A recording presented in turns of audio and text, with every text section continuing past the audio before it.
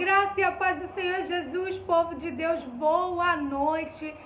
Sejam todos muito bem-vindos a esta live, uma live super especial. Eu me chamo Jameris Gonçalves e hoje eu estou aqui para aprender junto com você. Nós iremos estudar uma lição. O conteúdo dessa lição está incrível. Nós iremos estudar a lição número 6. Aqui diz: lançou no mar o cavalo com o seu cavaleiro. Aqui, tá? Abra sua lição se você tem. Se você não tem, fica aqui conosco. Não vai embora, tá bom? Aproveita, aprende, ouve da palavra de Deus. Se você tiver algum bloco de anotações, pega para poder anotar algumas observações. Não esquece de pegar a sua Bíblia, que nós iremos folhear um pouquinho, tá bom? E vamos que vamos, sem mais delongas, nós iremos orar primeiro para poder iniciar muito bem essa live nesta noite. Amém? Eu convido você a fechar os seus olhos e nós iremos orar ao Senhor, no nome de Jesus. Pai, em nome de Jesus, nesse momento eu quero te agradecer por todas as pessoas, Senhor, que se conectaram nesta live, te agradecer pela sua palavra, que verdadeiramente, Senhor, nos inspira, nos ensina, mas também nos corrige. Que nós possamos nessa noite estar com o coração aberto para aprender de Ti, Jesus Cristo.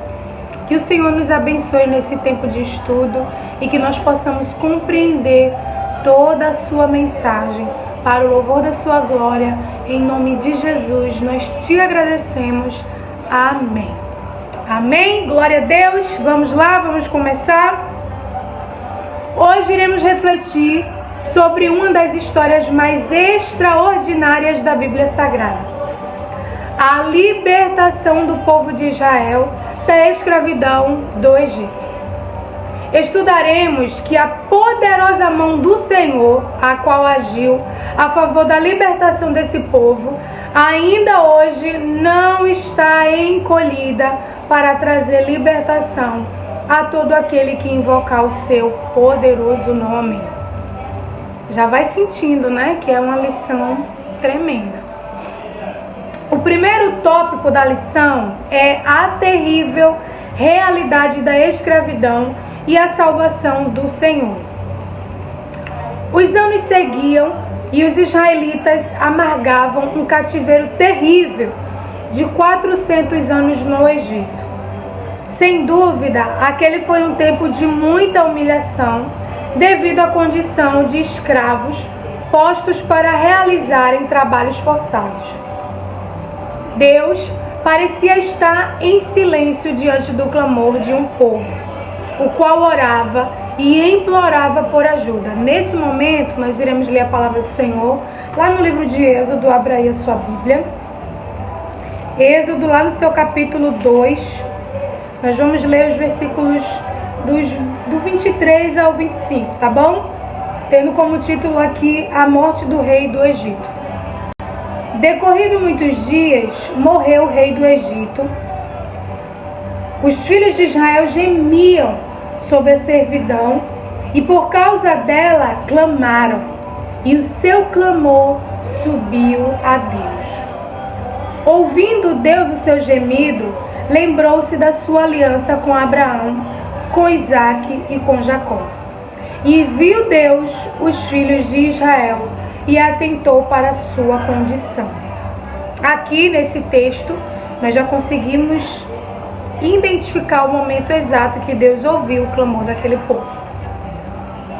Durante esse tempo, porém, Deus preparava seu povo. Não podemos nos esquecer de que esse cativeiro foi anunciado por Deus a Abraão. Lá no livro de Gênesis, no seu capítulo 15, dos versículos do 12 ao 16, você pode anotar ou pode grifar para depois você ler, tá bom? E duraria 400 anos. Aprendemos que o plano de Deus tem um tempo e uma condição para o nosso crescimento. Mesmo que muitas vezes não venhamos entender a demora e a circunstância. Para aquele povo, Deus parecia distante e impotente para ajudá-lo. Todavia, não estava e nunca estará. Guarde isso no seu coração, né? Aqui uma pequena pausa. O povo, ele estava sofrendo. O povo estava sofrendo mesmo. Vivendo um tempo muito difícil de escravidão, né? Um trabalho forçado, um trabalho árduo. E o povo clamava, como nós lemos aqui no livro de Êxodo, a palavra diz que o povo clamava por socorro e Deus ouviu o clamor do povo. Mas não só por isso, Deus lembrou da promessa que ele fez a Abraão, a Isaac e a Jacó. E aqui nós já conseguimos extrair algo, sabe? Por mais que muitas vezes no meio das nossas dificuldades, diversidades, né, nós temos passado, enfrentado um tempo muito difícil mesmo. E eu não sei como tem sido o seu clamor, eu não sei à medida que você busca a Deus, eu não sei a realidade da sua vida hoje, mas eu quero dizer para você, assim como está descrito aqui nessa lição, que mesmo que Deus pareça estar em silêncio, Ele não está esquecido de você. Pelo contrário, Ele lembra-se de mim, de você, e pelo contrário do nosso pensamento muitas vezes, né, de sermos esquecidos por Deus, Ele tem um tempo e uma condição para o nosso crescimento. Amém? Já vai aí registrando, já vai anotando, já vai guardando no teu coração, que o Espírito Santo já está falando conosco nessa noite. Amém? Prosseguimos. Deus não socorre de forma atrasada, mas Ele usa todas as coisas para o louvor da sua glória e para o nosso crescimento. Assim, todos os acontecimentos no mundo e em nossa vida ocorrem conforme a sua vontade, dentro do tempo que Ele estabeleceu. Na libertação do povo de Israel, podemos observar a grandeza extraordinária e sobrenatural do Senhor. O grande projeto de Deus era resgatar um povo exclusivo para Ele, capaz de testemunhar a todas as nações que foi salvo da escravidão para a liberdade, unicamente pelo seu poder. Deus não dá sua glória a ninguém. Deus não dá sua glória a ninguém. Continuamos. Essa libertação deveria ser profundamente marcante e deveria estar gravada na mente e no coração de Israel, de modo que todas as gerações futuras se lembrariam.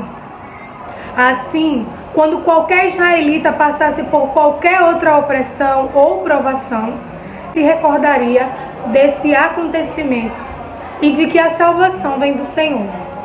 Sabe, nós precisamos sempre lembrar que a salvação vem do Senhor. Você consegue entender já que mesmo o povo passando por extrema dificuldade, Deus tinha uma mensagem para esse povo. Eles precisavam lembrar que a salvação vem do Senhor. Eles precisavam lembrar que Deus precisava ser reconhecido nas outras nações, nos outros povos, nas outras gerações. Portanto, a grande libertação de Israel da terra do Egito é um dos exemplos mais emblemáticos do poder de Deus. Com efeito, o Senhor efetuou extraordinários sinais e maravilhas diante de um faraó de coração duro e de um povo com a mente cauterizada pela escravidão. Esses sinais são conhecidos como as 10 pragas, ou os 10 sinais do poder de Deus, para subjugar o coração de Faraó e libertar o povo de Deus.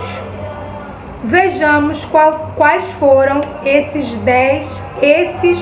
sinais. Aqui nós partimos para o segundo tópico da lição, tendo aqui, descrito as 10 pragas do Egito, demonstração do braço forte do Senhor. E nós vamos fazer a leitura do livro de Êxodo ainda, lá no seu capítulo 12, no seu versículo 12 também. A palavra diz assim: porque naquela noite passarei pela terra do Egito e farei da terra do Egito todos os primogênitos, desde os homens até os animais, executarei juízo sobre todos os deuses do Egito. Eu sou o Senhor. Pois é. Vamos lá, gente. Vamos continuar. Não sai, tá? Fica aqui até o final da live. Vai compartilhando com outras pessoas. Convida outras pessoas para participar desse momento tão especial de crescimento na leitura da Palavra de Deus. Amém? Eu conto com você aí para poder compartilhar e alcançar o máximo de pessoas. Vamos lá prosseguir. As 10 pragas lançadas no Egito possuíram muitos significados. Através delas, o Senhor estava sinalizando ao povo de Israel o seu cuidado e, ao mesmo tempo, o seu juízo e furor sobre os deuses das nações ímpias, tais como no Egito. As pragas lançadas sobre o Egito, portanto, tinham um duplo significado. O primeiro era mostrar a Israel quem era o seu Deus, o Deus da aliança com os antepassados dos israelitas, o qual estava os livrando. Por sua vez, o povo de Israel deveria dedicar-se exclusivamente ao Senhor e servi-lo para sempre. O segundo significado, e talvez o mais conhecido, era punir os egípcios por sua idolatria. Com as pragas, Deus mostra que seu objetivo era trazer arrependimento para os egípcios, mesmo sabendo que tal não aconteceria. Vamos continuar e depois eu dou uma pausa. Os juízos e punições de Deus visam sempre o arrependimento do pecador. Ainda hoje podemos ver pessoas sofrendo por conta do pecado. Mesmo assim, parecem ser incapazes de arrependimento. Antes, ao contrário, blasfemam ainda mais contra o Senhor e contra os seus servos. As lições que podemos extrair a partir da narrativa das pragas que Deus lançou sobre o Egito não estão distantes dos nossos dias. Eu acredito que isso até se aplica muito a essa pandemia que nós temos enfrentado, né? Eu acho que muita gente ainda não se atentou, sabe? Porque se a gente parar para analisar, quantas pessoas partiram nesse tempo de pandemia? Quantas pessoas morreram? Quantas famílias enlutadas, sabe? Quantas pessoas desempregadas? Quantas pessoas passando por situações tão delicadas e difíceis? E ainda assim, tem pessoas que ainda não valorizam quem Deus é. Não valoriza a vida, não valoriza a família, não valoriza a igreja, não valoriza a obra de Deus, sabe? Mediante essa mensagem tão clara de Deus para as nossas vidas, existem pessoas que não entenderam a mensagem, igualmente ao povo do Egito.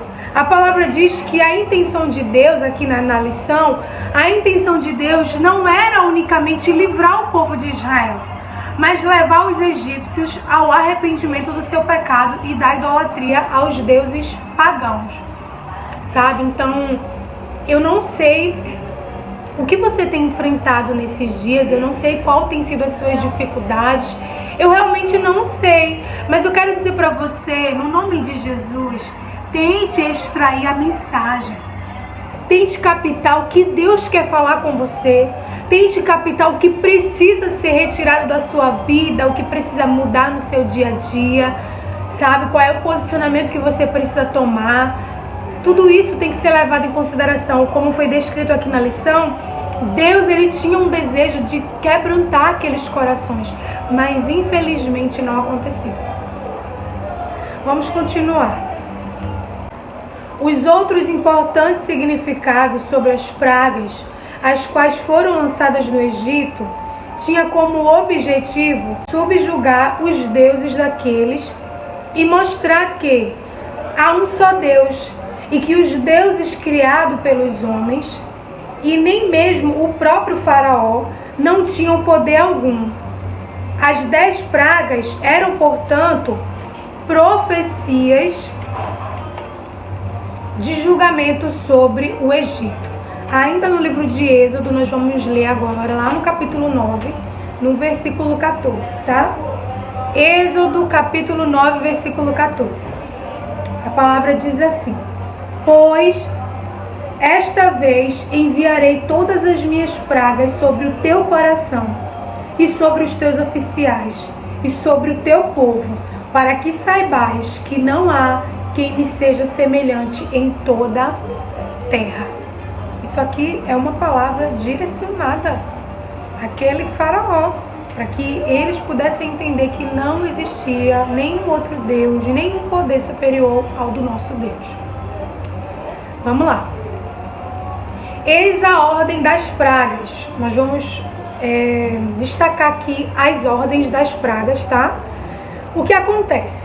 Dentro aqui da lição tem descrito as referências bíblicas, onde você pode encontrar o relato mesmo das pragas, na hora que aconteceu, tudo direitinho. Mas para a gente poder ganhar tempo, eu não vou ler todos os versículos. Na verdade, eu não vou ler nenhum deles. Eu vou citá-los e você depois pode anotar e procurar e reler na sua Bíblia, tá bom? Gente, só uma pausa, eu vou tomar uma aguinha para poder me hidratar. Aproveita aí, dá uma pausa, compartilha com mais alguém essa live e toma uma água também.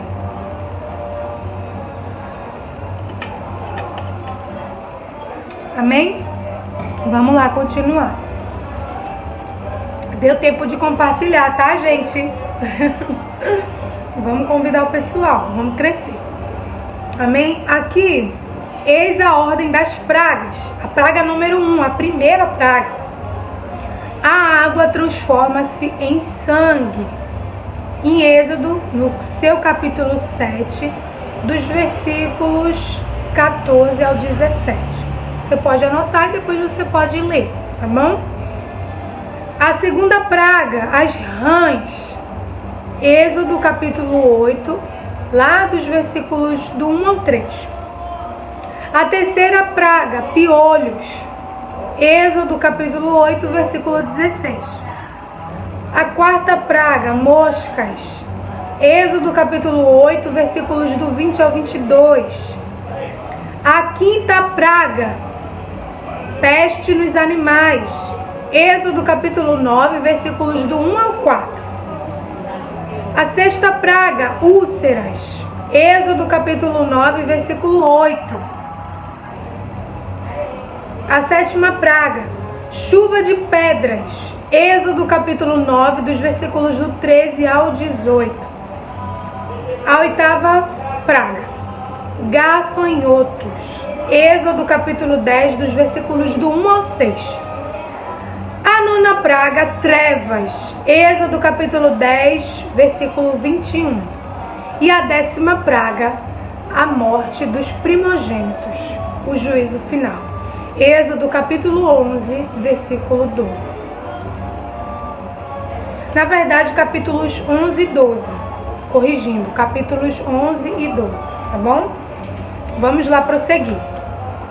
A instituição da Páscoa, uma maravilhosa simbologia da nossa redenção. A palavra Páscoa tem raiz hebraica e significa passar por cima ou passagem,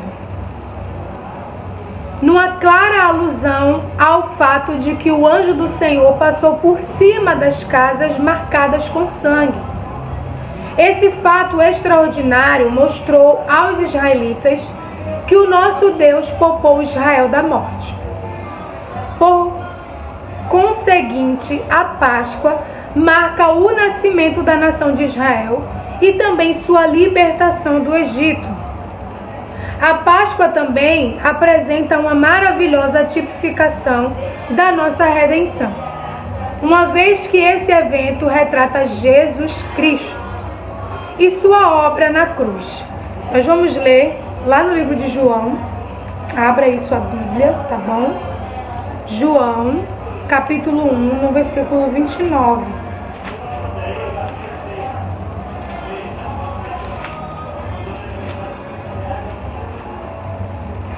Capítulo 1. João, capítulo 1, versículo 29. Versículo 29. No dia seguinte, viu João a Jesus, que vinha para ele, e disse: Eis o Cordeiro de Deus, que tira o pecado do mundo.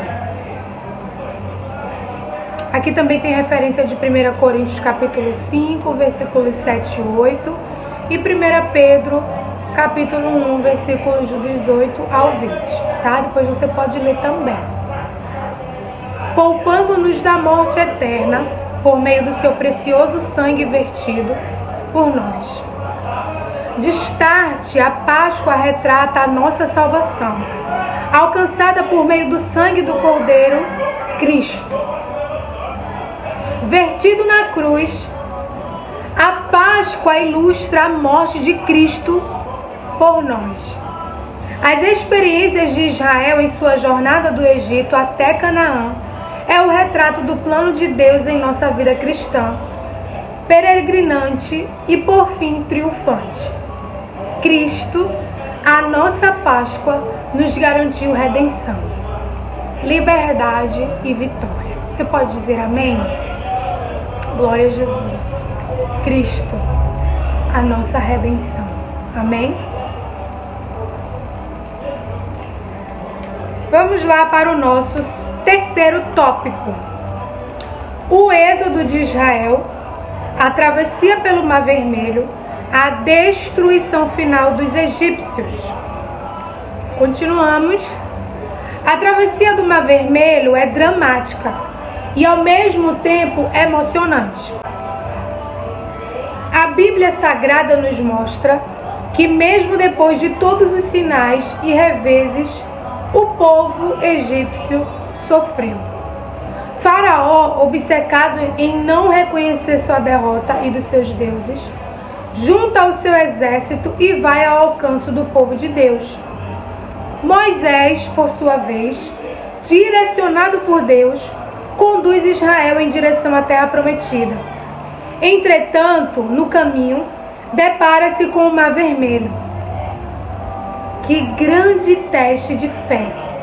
Por detrás do povo, Faraó e o seu exército, e pela frente, um grande mar. Qualquer pessoa poderia supor que Israel estivesse sem saída e completamente derrotado diante dos egípcios. Todavia, foi aí que o Senhor realizou o maior sinal de todos até então. E isso tornou o milagre da libertação de Israel ainda mais extraordinário. Você consegue imaginar junto comigo, gente? Eu fico assim. Eu fico me imaginando no dia, como se eu estivesse lá, entendeu? Você consegue parar e pensar assim: você está seguindo a direção de Deus. Aí você está lá diante de um mar imenso e por trás de você existe um exército imenso. E a única coisa que você tem é a fé. E isso não é diferente nos nossos dias. Às vezes a gente olha em volta de nós e a gente vê tanta dificuldade. A gente vê tanta falta de amor, a gente vê tanta atrocidade. E por vezes o nosso coração ele estremece. A gente teme, sabe? A gente fica, meu Deus, o que está acontecendo? Mas nós já conseguimos extrair uma lição aqui. O que será que nós colocamos em ação? A fé ou a razão? Como a palavra diz, Moisés, ele estava na direção de Deus. Ele estava sendo guiado por Deus. E ele precisava decidir entre a fé ou a razão. Como nós lemos anteriormente, para outras pessoas que estivessem observando, poderia ser algo impossível. Poderia dizer assim: agora o povo de Israel está perdido. Mas não foi isso que aconteceu. Vamos continuar a leitura. Deus abriu caminho no mar. Glória a Jesus. E toda nação atravessou o Mar Vermelho sobre terra seca. Aleluia! Você consegue contemplar? Gente, você tem que parar assim um momento e analisar, sabe? Começar a olhar assim, se imaginar na cena. Isso é vibrante. Vamos lá continuar. Todavia, o mesmo mar que foi salvação para Israel, tornou-se condenação para o Egito. Pois Deus usou as águas para afogá-lo e separar definitivamente Israel dele. Assim como a Páscoa retrata a morte de Cristo, podemos dizer que a travessia do Mar Vermelho ilustra a sua ressurreição. Também representa uma das maiores manifestações do poder de Deus no Antigo Testamento. A Páscoa é a redenção por meio de sangue, e a travessia do Mar Vermelho representa a redenção por meio do poder. Aleluia. Glória a Deus. É isso mesmo. A Páscoa é a redenção por meio de sangue, e a travessia do Mar Vermelho representa a redenção por meio do poder. Glória a Jesus.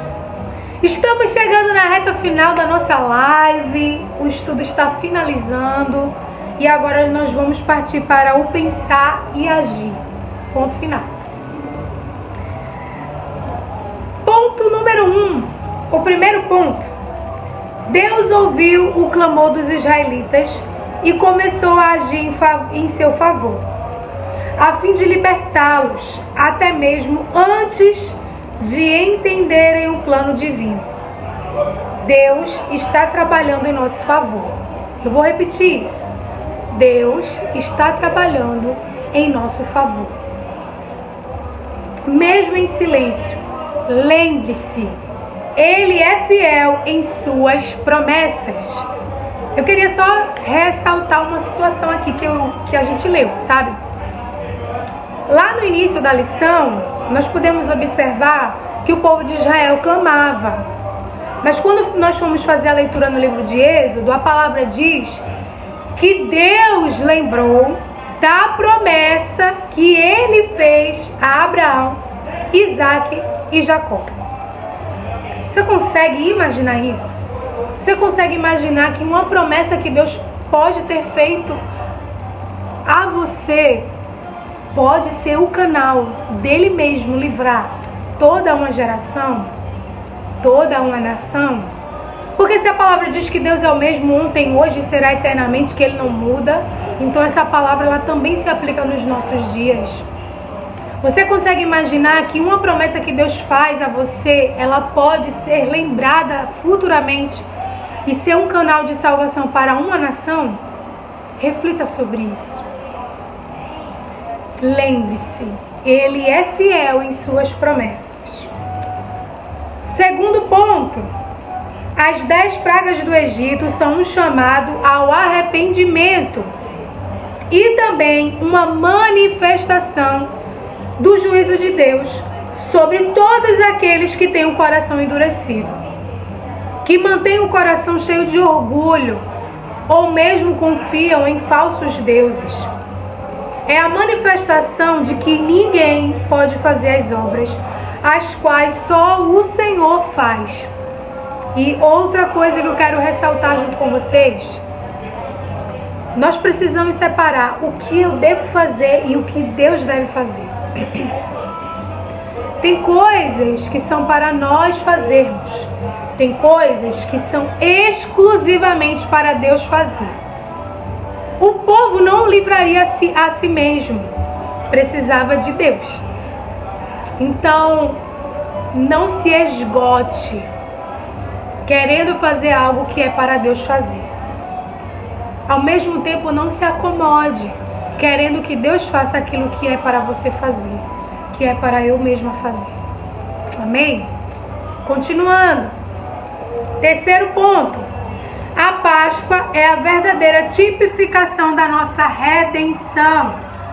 Por meio do sacrifício de Cristo, Jesus nos livra do pecado e da morte e nos liberta para sermos as pessoas que Deus nos criou para sermos.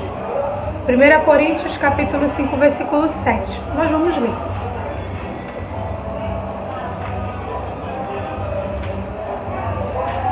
Abra aí a sua Bíblia. 1 Coríntios capítulo 5, versículo 7. Diz assim: lançai fora o fermento, para que sejais nova massa, como sois de fato. Sem fermento, pois, também Cristo, nosso Cordeiro Pascual, foi imolado. É uma comparação, né? Assim como Cristo sofreu, padeceu, nós também precisamos passar por essas situações, tá? Continuando, quarto ponto. Ao ordenar que os israelitas observassem a Páscoa anualmente, Deus desejou que se lembrassem da sua fidelidade, vivessem em obediência e atentassem quanto à vinda do Messias. Gente, isso é muito sério, sabe? Nós precisamos lembrar da fidelidade de Deus. Importante. Quando nós paramos em algum determinado momento e ali, ao invés de a gente chegar diante de Deus para pedir algo, a gente começar a lembrar da fidelidade de Deus, sabe? Lembrar daquele dia que você achou que aquela provação nunca ia se findar e ela se findou.